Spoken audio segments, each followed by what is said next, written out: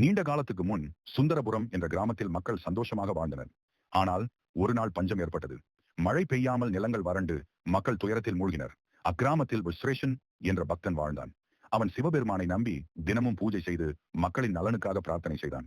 மக்கள் அவனை சாடினர். உன் பக்தி எங்களுக்கு பயன் தரவில்லையா? உன் இறைவன் எங்கே என்றனர்.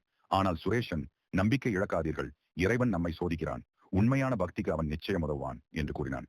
சுரேஷனின் பக்தியால் கவரப்பட்ட சிவபெருமான் ஆதி சக்தியை அழைத்து சுமதி தேவியாக அனுப்பினார்.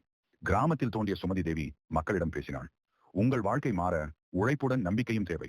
ஒற்றுமையாக செயல்படுங்கள். அவளின் வழிகாட்டுதலின்படி மக்கள் சேர்ந்து நிலங்களை உழுதனர், குளங்களை சுத்தம் செய்தனர். சில நாட்களில் மழை பெய்து நிலங்கள் பசுமையுடன் காணப்பட்டன. மக்கள் சந்தோஷத்தில் ஆழ்ந்து சுமதி தேவியை நன்றி கூறினர். தன் கடமையை நிறைவேற்றிய பிறகு சுமதி தேவி மறைந்தாலும் அவள் கற்றுத்தந்த உழைப்பு, நம்பிக்கை, ஒற்றுமை ஆகியவை கிராமத்தில் நிலைத்திருந்தன. நம்பிக்கை, உழைப்பு மற்றும் ஒற்றுமையால் எந்த சிக்கல்